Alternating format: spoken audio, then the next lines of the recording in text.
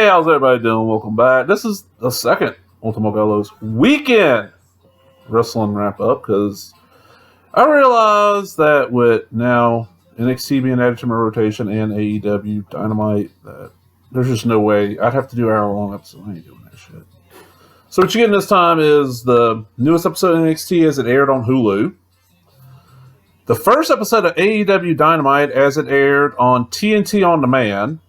And then, for the hell of it, I went looking around on hotspots for like a recent Southern Indies big show. Give me a second. And I found Southern States Wrestling, run by Bo James, who I hear on a lot of podcasts. Really entertaining guy, knows his history. And they had a show called Under the Big Top, which was a county fair show. A lot of times wrestling, especially stuff that happens at county fairs, I'll get into it when I get there. I'm going to save that for last. So, going to do the NXT, then AEW, then you can cut out if you don't give a crap about Southern States Wrestling or hear about these crazy little indie shows I watch. But, alright. And I'm calling this weekend because this is going up after midnight. This is getting filmed on Friday, but it's going after midnight. Alright, NXT episode 528. This is the Hulu air, which is only an hour. I don't know if Hulu's ever going to get the 2-hour version or not. Hope it does. But hey, in an hour, I got some decent matches. Start off, we got Matt Riddle getting his shot against Adam Cole, the NXT champion.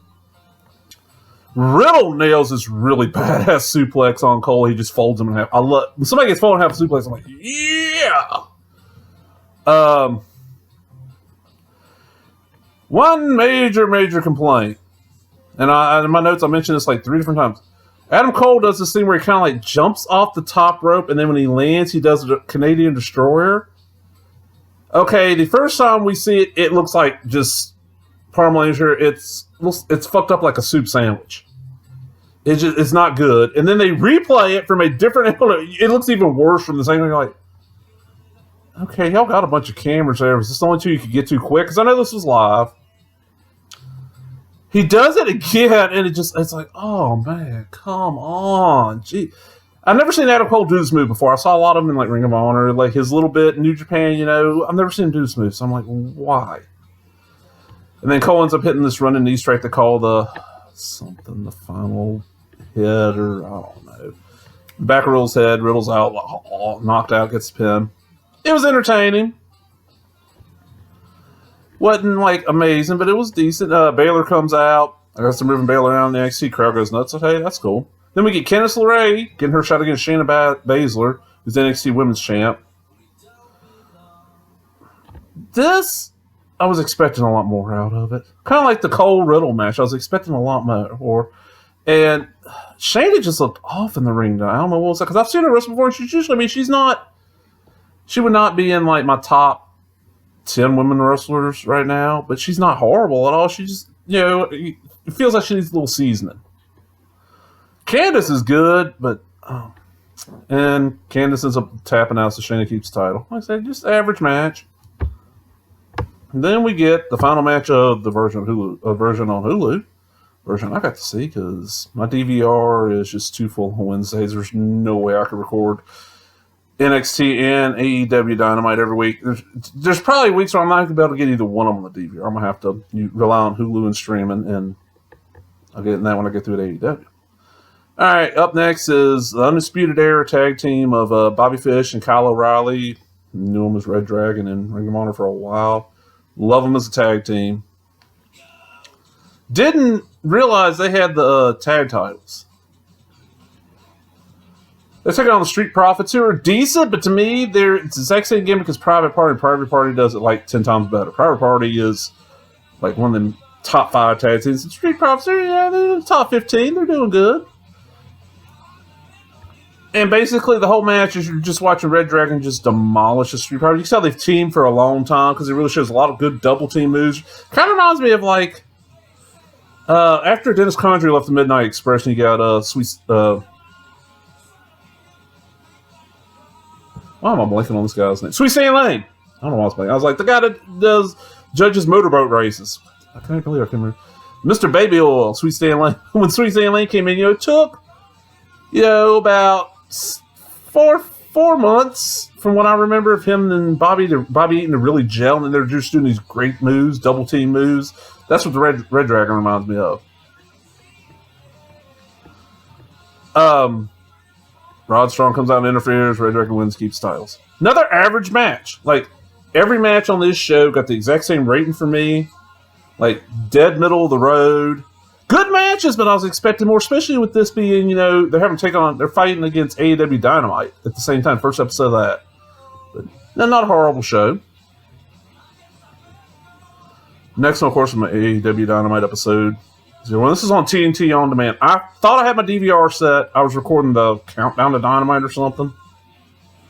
So I was like, okay, I'll figure out a way to watch this. And I see that they have a rerun on like Saturday mornings on TNT, but it's like an hour long. Cuts it down. I was like, well, I'll end up watching that if I have to. Well, I looked around and I get TNT On Demand on Dish. So I found it. Started watching it. I do like the lights. The lighting was good. I like how they don't overlight the crowd. I don't really give a crap about seeing the crowd at all. I never have. I don't know, maybe because the wrestling I grew up watching, had it was darker venues and you didn't see the crowd. I like how when they went to commercial during the match, they would like shrink the commercial down to where, let's see, my hand's right. Commercial's taking up like, okay, the screen you're looking at, commercial's taking up about that much of it, maybe about that much, and then from this side of the hand over, smaller is the action still going on. You can't hear it, but you can see it's okay, that works. I like that, especially since it's live. So let's start.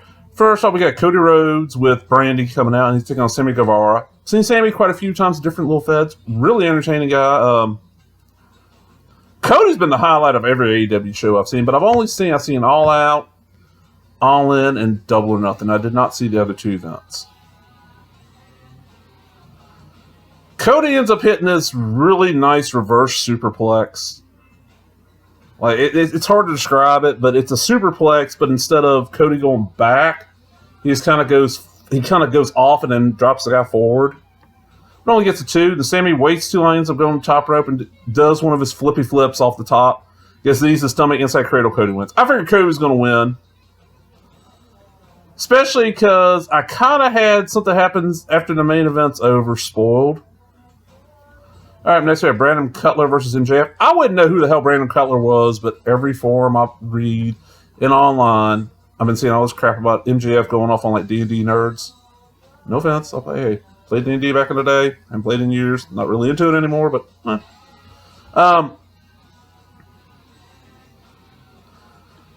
my notes in here says Cutler's got a major bald spot, and I love his tights. He had really kick-ass looking tights, but he's one of them guys, he shaves his head because he's balding, I'm assuming. But he hadn't shaved it recently. He's got really dark hair. So, you see the shiny, and then it's got the little hair. It's like, dude, you're going to be on Nation TV. Give that a little trim real quick. Come on. You might not go trim the mustache every once in a while. There's a great bit on commentary about the D20 muscles in Cutler's arm. And Tony Schiavone starts making fun of D&D muscles. Where's that at? And I think it's Excalibur. It sounds like Excalibur goes, oh, they're just mostly in the wrist. Great little line. Cutler's not bad. They talk about he grew up with the Bucks. He kind of trained with them from. He's not bad. He's not great, but he's not bad. It's a good little. I guess it might be an introduction match of MJF to some people. I know, he's never really been. Where's the biggest place he's probably been? MLW. Well, MJF ends up catching an armbar and makes Cutler tap out fairly fast. Not as good as the first match. It was a little bit slower paced. All right, then we cut. We got MJF and Jason Mewes are sitting front row. I mean, not MJF. Kevin Smith. Jason Mewes, Bob, Jay and Silent Bob. I forgot Kevin Smith lost so much weight. Jack Evans and a Helico come out to fuck with, and Private Party come out. They got Bob and Jay's back. So it's like, all right, we're still building that Private Party and Helico, Jack Evans feud. That's gonna be great. Having the two celebrities there, especially celebrities that are known to. What are they? I mean, AEW's aiming for a younger audience, younger than me. Is Kevin Smith really that big with the audience younger than me? I grew up with this, so I don't know. Get to our next match, Hangman Page versus Pac. My notes here says this is a chance of stealing the show, and it's the best match I saw on the show. Page has been improving like every match about the past 16 months I've seen it. Really good. I loved him in Ring of Honor. I loved him in New Japan. And Page is real good at this match about keeping Pac from getting off his feet and getting his momentum going. He just keeps on these really hard-hitting, really fast moves as quick as he can. And this is the match where they had the ad breaks with the picture-in-picture. My issue is that I'm so used to now, because I don't watch that much TV with ads anymore. It's very rare. Especially once I can't fast-forward through and on demand. They weren't allowing me to fast-forward. I just look away. Like, I usually have my computer or a book by me or something, and when I hear an ad, so I just pick up a book, start reading for a couple minutes. When the ad's over, I look back up. Well, I started doing that a little bit in this match. I'm like, oh shit, I'm not supposed to. I'm supposed to be paying attention because the wrestling's over here in a little small box. Pac ends up making a comeback. But Paige, because Paige is kind of like controlling the match for a long time. They come back from the break. Pac ends up making this comeback. Paige hits this discus punch followed by a power bomb that I thought should have been the end. Nope. Pac kicks out. So Paige moonsaults from the top rope to the outside. It's just gorgeous. It's just like, just really nice rotation on it. They're over by the ropes fighting. Pac ends up using his heel to kick Paige in the nads where the ref doesn't see it. I'm thinking, oh man, really? Yeah, this is going to be the end of the match. Well, Pac goes up, he hits what's his finisher off the top rope? The Falcon Arrow? I think that's what it is. Just a flip, a bunch of flips. And then when he lands, because Paige is on his stomach, he hits his back, and then locks him into this submission they call the, I don't know, I didn't write it down. And Earl Hebner, hey, it's Earl Hebner. I wonder if he's getting t-shirts for sale. Calls for the bell because Adam Page is just out. He's like, knocked the hell out. Good match. It ended up stealing the show. Well, the version I saw. Then we got Nyla Rose versus Riho. Winner gets the women's title. Rose is good, but she's so green and not ready. I don't know if maybe it's just the pressure because she's being pushed so quick, but she kind of, she looks nervous in the ring. Looks like she might, and she messes up a little too much. And I'm afraid because of her size and her power, she's going to mess up and either hurt herself or hurt herself and somebody else or hurt somebody else. Riho, all I've ever seen her is a couple of AEW matches. I don't watch how much Joshi wrestle and haven't in a long, long time. And she ends up being just your standard little fast wrestler versus big power wrestler match. Would have enjoyed it even more if like Awesome Kong Man in the match instead of Nyla. Maybe have like Awesome Kong in this match and have her be like a mentor to Nyla. Awesome loses, so Nyla comes to avenge it. Yeah. Ends up being way better than I expected to be. Riho hits this really badass double. So she's on the top turnbuckle, and Nyla's like laying down like right here, and Riho just jumps. Riho jumps off the top turnbuckle and does a double stomp of Nyla on the ground. I'm like, whoa. It was pretty damn impressive. And Riho ends up winning with a running double knee. So instead of the Adam Cole single knee, she's doing the double knee. I didn't figure the win would be that clean. Average match. Could have been better. There's a little too many botches and mess ups from Nyla, and a couple from Riho too. Then we get the main event.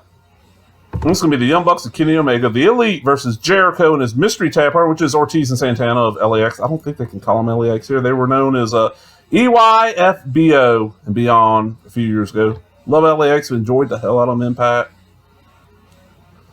As you know, I've never been a Bucks fan, but the right people, they can have an okay match. And I'm thinking, okay, LAX might be able to do it. Well, because I just came out from commercials, I'd seen how much time was left. Well, we're going to have a short main event. And I should have known even then, if it was going to be short, they should have had more time left. Okay, so we start with Omega versus Jericho, but Jericho's just kind of like screwing tags and Santana. And I don't think either of the guys at LA's ever faced Kenny Omega before, so kind of neat. And then, like, 2 minutes in the match, you got Bucks throwing the... If you're going to use a move as much as they use this move, can you at least make it look... Their super kicks are horrible. Just so bad.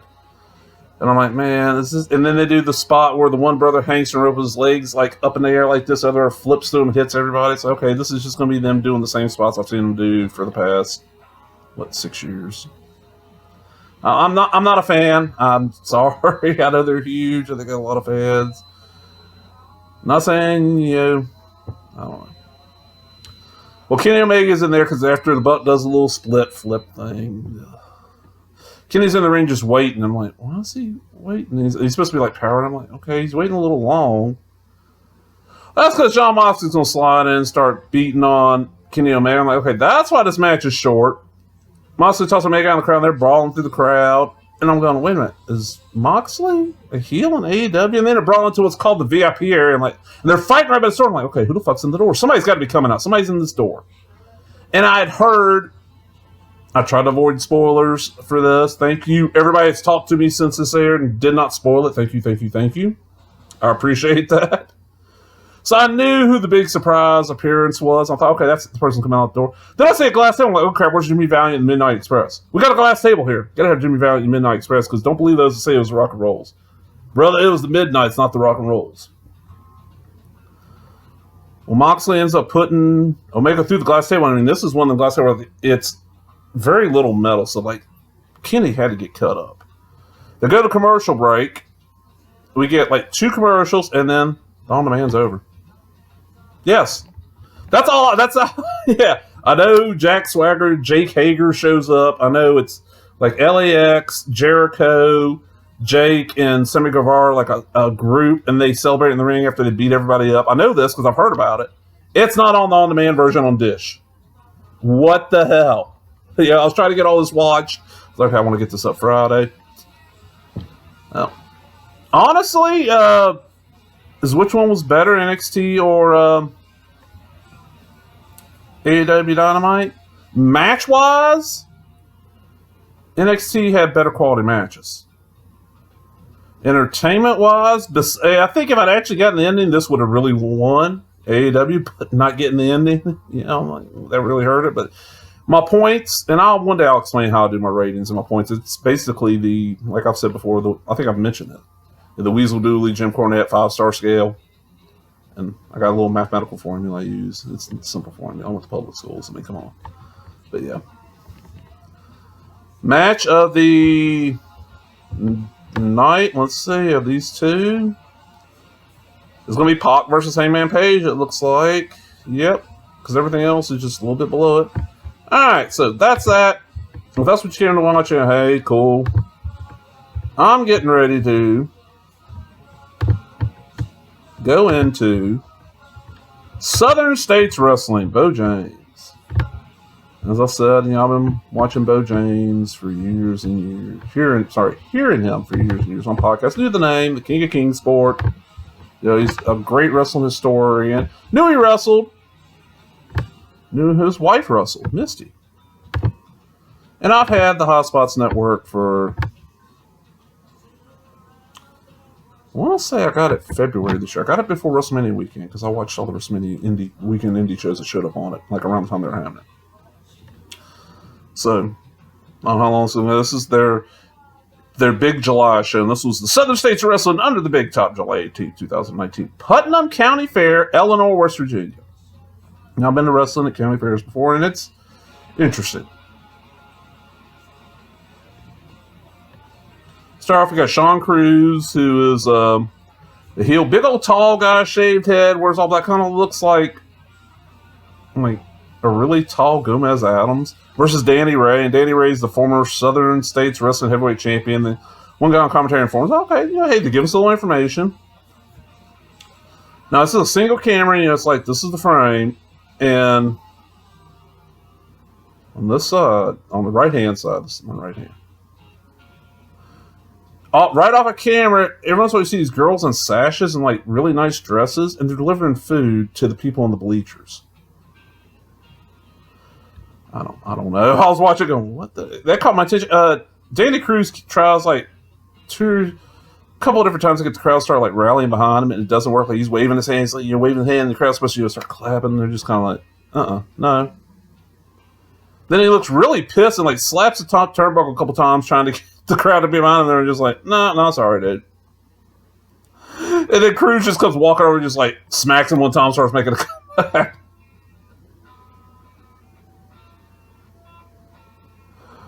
Oh. I got here my notes. I can say I've seen much worse opening matches on county fairgrounds, but sadly not during the fair, because I used to go to, there was a wrestling group that ran the Jackson County Fairgrounds on the coast in Pascagoula. And, they had some real bad opening matches, but yeah. The crowd finally just starts getting behind Ray. I don't remember exactly what he did, because it's been a couple of days since I watched this.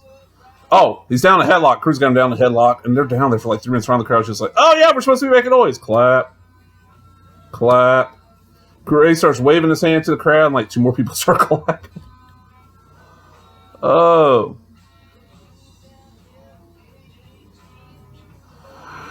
Danny ends up he gets up, he breaks out of the headlock, he gets up, he's trying to get the crowd to rally behind him again. And they're just sitting there silently, and he's just like looking around like, what the hell? He's just like, yeah, fuck it.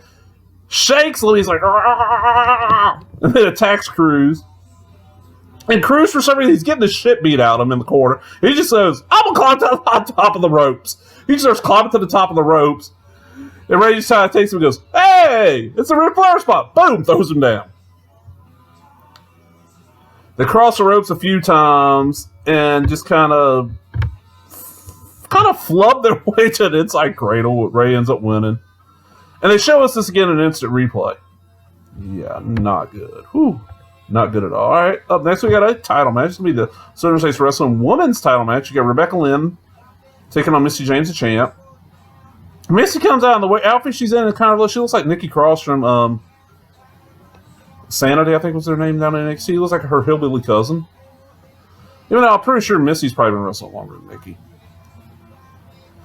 Lynn ends up stalling, like the classic. I mean, I've seen this happen to Southern Wrestling. The heel stalls while leaving the ring, and like they're going to walk out. Where she, instead of walking out, just starts walking towards where the Sash girls with the food was. I'm like, maybe she's hungry. Ref starts his count. And then the bell rings to start the match. So the ref was counting her out before the match actually started. Rebecca ends up coming back in, but she ain't got any food. And okay, the match is finally starting. Joe Wheeler finally gets identified as the commentator. Okay. And Wheeler's like talking about how many times these two have faced each other, how long they've been feuding. It's okay, you're building it up a little bit. That's kind of nice. And then Missy James does the noogie to a takedown side headlock. She's like, noogie, takedown side headlock. Yeah, exactly. Now, Miss, I'll give her this. And I'm like, Danny Ray in that first match, she tries to get the crowd to start railing for her. And like, you actually hear three people. First time I hear three people going, clap, clap. So it's like, hey, three people out of maybe 40. I'm looking at my notes here in the next thing. Rebecca Lynn's manager ends up attacking Missy James. Lynn makes a short comeback. Then they end up just having a chop fight. Like, just out of nowhere. I don't know. It doesn't even, like, they don't really even transition real good. It's just also like, yeah, fuck, it's time to chop each other. You hear, like, one or two people in the crowd going, whoa. Whoa. Maybe it's people riding the fair ride right around the corner, like, woo, on the ride. I don't know. The ref, and here, that's what made me laugh a second ago. The ref in the match looks like Mel Patton Baldwin's version of Francis from Pee-wee's Big Adventure. Well, Missy ends up going up for the top rope to do something on the Lynn, and the manager just kind of, like, shoves her off of it, and the ref DQs Lynn, so... honestly, it's worse than the first match. Alright, and then they cut, and all of a sudden this guy's on the microphone. I'm like, what the hell? And I started listening to it. There's this guy working like Tennessee, West Virginia, I think Kentucky. He calls himself the Progressive Liberal. He's like a mega heel up there. Dude is hilarious. He mentions how he's running for president in 2020. Well, this is going to be a Southern States title match. Daniel Richards, a Progressive Liberal, who I want to say that... Shit, I did not put down in my notes anywhere. I don't think... Let me see.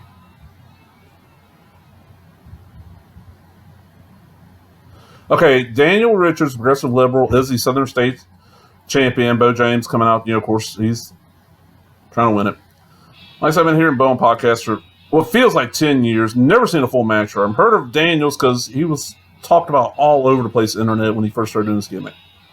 And I'm wondering, is Richards ever wrestled in an area where this gimmick would make him a mega heel? Like, I mean, there's plenty of times where he'd be like the Uber face, but... The dude doing commentary, I don't know if it's just they mix this, because I don't think he was doing live commentary. I think he was actually like watching the tape way later on and doing it, which makes me wonder a couple things. But he's so quiet that you can't hear him over the crowd, and the crowd's like dead quiet. It's like the ambient noise from the fair is louder than the guy doing commentary. And then I realized what Bo James reminds me of. Bo James looks like kind of like the southern version of Bob Rooney from Married with Children. He really does. You remember Bob Rooney? He was the one that got trapped in the wall. Richards, of course, playing up his gimmick. And the commentary dude's really playing up on it, and the crowd is just hating him. A lot of kids, a lot of like older people in the crowd. And the rest of it's basic stuff, but it's well done basic. So I was like, okay, this match might end up being fairly good. I mean, I like the two gimmicks. I don't really get what Bo's gimmick actually is because they don't really play up on Progressive Liberal. Got a little work there. And I was like, well, you know what? Since Bo James looks like Bob Rooney from Married with Children, I want to see Bo James coming out in a No Ma'am shirt, taking on the Progressive Liberal. It'd be just fun to see. Then they going out to the mat. Liberal takes James out to the mat with a chin lock. And they sit down for a little bit, and I look up, and a couple of people disappeared from the back row of the bleachers across from the hard cam. And there's somebody up there, like, screwing in light bulbs. I'm assuming maybe it's the Carnies, because who else would be putting in the light bulbs? What happened to the crowd there? And then after putting in lights, like 3 or 4 of them, they sit back down, so I'm like, oh, wait a minute. The Carnies were part of the crowd, or did they give the crowd bulbs and tell them to put it in? Progressive Liberal ends up doing need a fucking Bo James Cods. He's over and he's hurting on the mat. And I'm thinking, okay, this is probably the match is over now. Nope. Bo makes a comeback and Daniels just kind of fuck it, grabs the belt and walks out, gets counted out. Bo wins but doesn't get the title. Better than the first 2 matches. Now on these county fair shows, usually there's gonna have some kind of name or something. They put somebody on there, even if it's just a local name. People, I know Bo James kind of known. Progressive Liberal is known on the internet. I don't know how well known he's in the area, but this is their name match. This is where the money went. You get Mega Destroyer, no, that ain't today, versus Ricky Morton. And I'm wondering who is Mega Destroyer, because full mass, fuller than this mass. So is somebody working twice?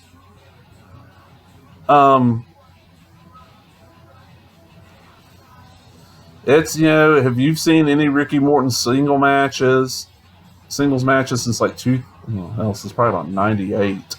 You've seen this match. It's okay for what it is. It's not bad. The big thing is they changed a few things. Like towards the end, Mega Destroyer loads up his elbow pad and knocks Ricky with it and gets the pin. And I'm like, what the hell? And then one of Ricky's students comes out and confronts the Mega Destroyer, and then the big, tall Gomez Adam looking motherfucker from the first match comes out. And the match ends up restarted, and Ricky uses the confusion to get the pin. So Ricky ends up winning, but they make the crowd think the Mega Destroyer won. I'm like, oh, I thought I was like, wow, they actually let that guy win. It's about equal with the Bo James Progressive Liberal match. Then we get a mixed tag main event. And we get Rebecca Lynn. I had a feeling there was going to be a mixed tag main event. There's sort of a pattern to these shows. And her old man, Joe Briggs, versus Missy James and Bo James. The King of Kingsport, Bo James. And in my notes here, I've seen fair wrestling many times. Unless the mixed tag is super amazing. This is going to be the worst show I've ever seen. And yeah, oh man. Man, I'm sorry, Bo, if you watch this. You were decent. Progressive Liberal was good, but everything else surrounding it was just, oh man, this match. This is the first match I've ever given less than 1 to 5 stars. I give it less than a 1. They got half a star. And that was just for a couple little things Bo does. This Joe Briggs guy is just horrible. Like, is he even trained? Has he had a match before? Did he just get him some time? Oh, it's just, man, this is horrible. Yeah. Now, this show's only an hour, and it took me 3 nights to get it watched. It's just, oh, man, the matches are short. It's just not good. I'm going to watch some more Southern States just to see if maybe I caught a bad show, but, well, a couple little things I want to wrap up with real quick. Okay, first off, just want to give a couple little shout-outs. First thing, Body Slam Media Productions. Look for Body Slam Media Productions on YouTube. Kobe Rutland's little business there. He's got match after match after match. Second thing, search for Highlander Wrestling Show on YouTube. This is Brandon McBride's new, I don't know how often he's going to do them. He's doing little videos, and he's got 1 episode up, and it started off with him just talking about his top, 5 world champions of all time. Great stuff, because Brandon loves his old historical wrestling.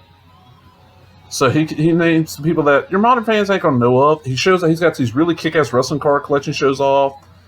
Just a really cool little first video, very entertaining. The audio was great. Really enjoyed it. And then the other one I will mention is you always stuff like this. Go check out look for Pro Wrestling Ego. That's one of the indies that runs kind of near me. They have once a week, if I remember right. I don't know exactly what day, because I know sometimes it takes a little longer than they mean to for an episode to get up. Thursday has this thing called Ego and Breaking. It's Dynamite J. Andrews and the Mississippi Madman Logan Creed sitting in a car, probably on their lunch break, and it's recorded on a cell phone. But it's great. These bullshit wrestling, really entertaining. They them and others inspired me to come start doing this. So hey, let's say give a shout out. Well, we're hitting 30 minutes. I'm gonna get the hell out of here. Hope y'all enjoyed it. Remember, if you did, give me that thumbs up. Leave a comment. I love every comment. And I try to respond to every one of them. Talk to everybody later. Bye bye.